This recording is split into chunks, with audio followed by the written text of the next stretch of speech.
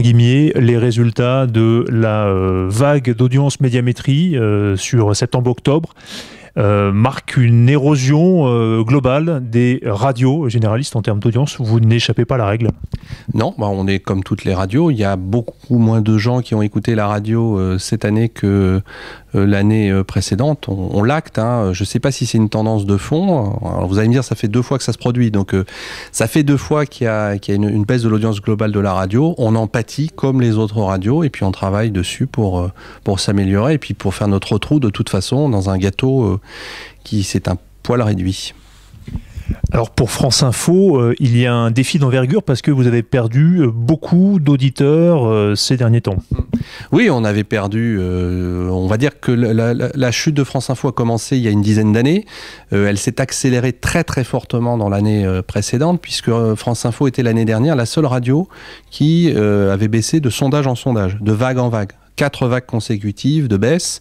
Et donc pour nous, l'enjeu, c'était déjà de faire en sorte qu'il n'y ait pas de baisse une nouvelle fois, puisqu'on était au plancher historique lors du dernier sondage, premièrement, et que deuxièmement, ça faisait 5 ans que France Info ne réussissait pas ses rentrées. Pour faire simple, d'une vague à l'autre, entre la vague du printemps et la vague de rentrée, il y avait une stagnation, voire une baisse. Pour la première fois depuis 5 ans, on est plus haut le 15 novembre que le 15 juillet, c'est-à-dire lors de la vague précédente.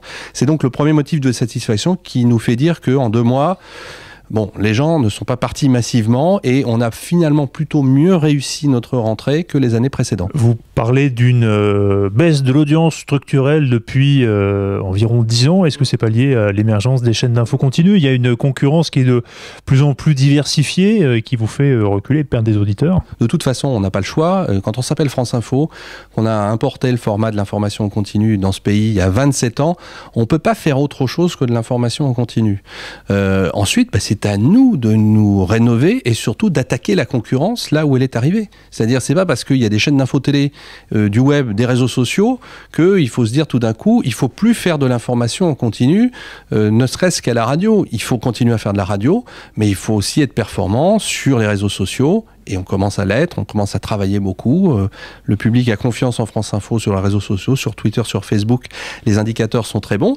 Et puis la vidéo aussi, on va l'attaquer parce que là aussi, il n'y a pas de raison que le flux d'informations en continu qui s'appelle France Info, cette chaîne d'information en continu aujourd'hui en radio, ne soit pas capable de faire de l'information en vidéo, en temps réel. Alors je ne sais pas si ça s'appelle de la télé, de la radio filmée, de la radio visuelle, du streaming. C'est France Info, cette chaîne, ce flux d'informations continue qui doit s'exprimer sur tous les supports.